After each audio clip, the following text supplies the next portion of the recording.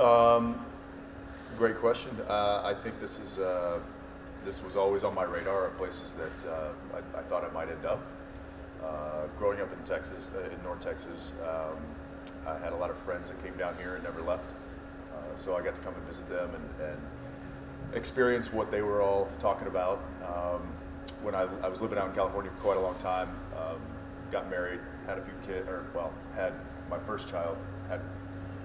When we had our first child, that was kind of the kick in the pants that I think my wife and I needed to say, okay, where do we really want to be and where do we want to plant our roots and stuff like that. And coming back home to Texas, being around family, being around friends, was just a priority for us, and this was just the kind of the natural first choice. And when we got here, our dream of opening and doing a craft brewery followed us, and when we got here and landed, we took a look around us at the landscape of what the industry was doing here. We thought that it would be a good viable option, and so we thought we'd take a chance, and here we are. So the idea for a brewery kind of began with my brother-in-law Gino. He was living out in California with us in the guest house. He was finishing school, and kind of in our off time when we were just hanging out, we'd go in the backyard and we'd try to brew our own beer, and it was horrible. And our friends were very kind to us and said that it wasn't. And I think that the whole art of crafting something like that and making our own product was really something that we got into. Gino kind of took it to the next level. He went up and did some classes up at UC Davis, then went on to Chicago to the Siebel Institute, got some certifications, and so I think that really sparked the fire that we needed to move forward and get really interested in it. And then it was a lot of research, we'll call it. Drinking? Well, visiting other craft breweries and speaking with a lot of people who are in the industry and getting to know as much as we could, which is never enough.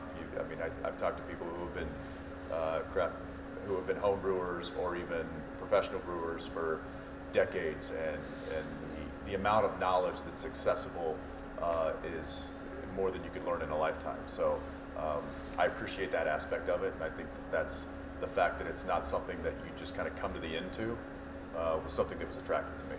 I'm sure they're amazing, and I hope that they are making delicious beer. I'm sure they are. My experience has been so far within the craft beer industry has not been a competitive one. Sure, I think there's a standard that is preached and talked about quite often, and that's quality. People are very protective of the quality that is produced within this industry. But as far as competitiveness, it's one of the rare industries that doesn't have a whole lot of that, if at all. At least I haven't seen it and I haven't felt it.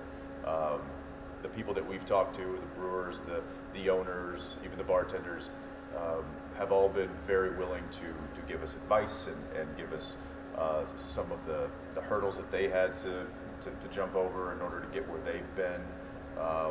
And I appreciate that. That's an industry that I want to be a part of. Somebody that, a place that's willing to collaborate before they're willing to compete. Yeah. And I like that. I mean, we didn't set out to create a unique thing that is different from other places. We just set out to create a place that we would want to go to. We set out to make beer that we would want to drink. And if that makes us unique, then that's awesome.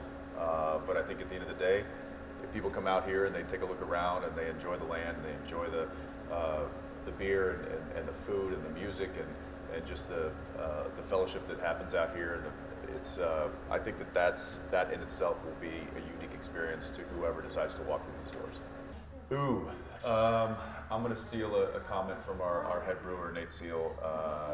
He says that all of the beers are like children. It's hard to pick a favorite. But you can. So my favorite is, my favorite right now, let's put it that, because it kind of changes, and I think that's one of the reasons why I love the variety of beers we make, is because my taste does kind of change. It depends on like what kind of season or whatever it is. But right now, I'm really enjoying the King Biscuit, the English style bitters. Well, as little as I try to not know. I just do work. I'm here trying to do as much as I can when I'm here. I was, as far as the brewing goes, the last batch that I brewed was a winter warmer, which is a seasonal beer that we brewed, that Nate and I brewed together a few weeks back. So that was the last brew that I did here on property. Most of it has been, like I was talking earlier, cleaning the bathroom.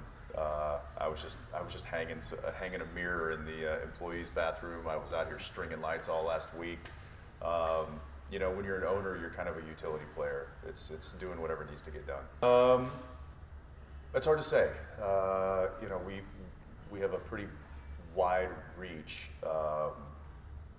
You know, the show has been on for quite a long time, and it's an international show. So, you know, the person who posts, "Hey, I can't wait to come and check out your brewery," if I ever make it to America, is probably not going to be a fixture at the bar. But we hope that they do come to America. We hope that they do come and check us out. So, you know, as far as like a supernatural crowd, I think that'll ebb and flow as kind of we move forward. But I certainly hope that if it does bring someone out here to enjoy what we've created out here, then I'll take it. When it comes to, I guess, having a drink, there was one episode years ago. It was a holiday. It was a Christmas episode, and at the end of the episode, we're supposed to have a little cheers with some eggnog, and Jared thought that it would be appropriate to pour a real eggnog, and he got pretty heavy-handed with mine, and I just thought it was going to be non-alcoholic. I should have known better, because I know him well enough to know better. So it was a stiff kind of punch in the face with the camera on me, but I think I hit it well, maybe too well. We've had a lot of good music on our show. One of the reasons why I love doing the show and why it appealed to me in the very beginning was the soundtrack to it. There's been a lot of really good music cues over the years. One of my favorite, I think, would be Renegade, Styx. I think the episode was, I'm going to butcher the name, so I'm not going to say it. I'm going to say it.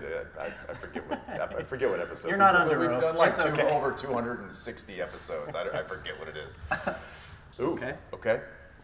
All right, Sam. A pale ale. Dean. A stout. John Winchester. An imperial stout. Mary Winchester.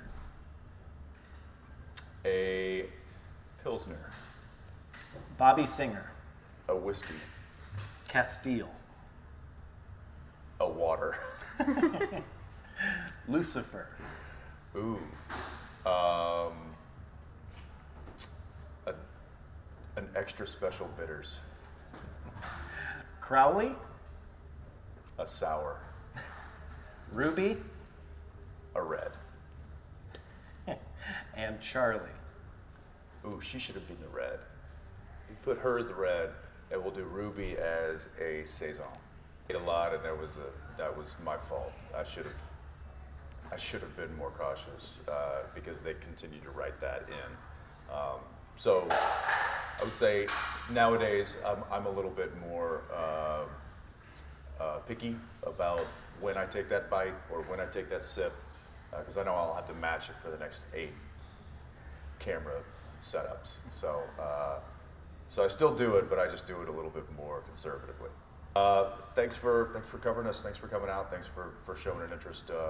You know, we worked for a couple of years trying to make this dream happen, and we're kind of finally here, and it's really exciting. So we're happy to be here.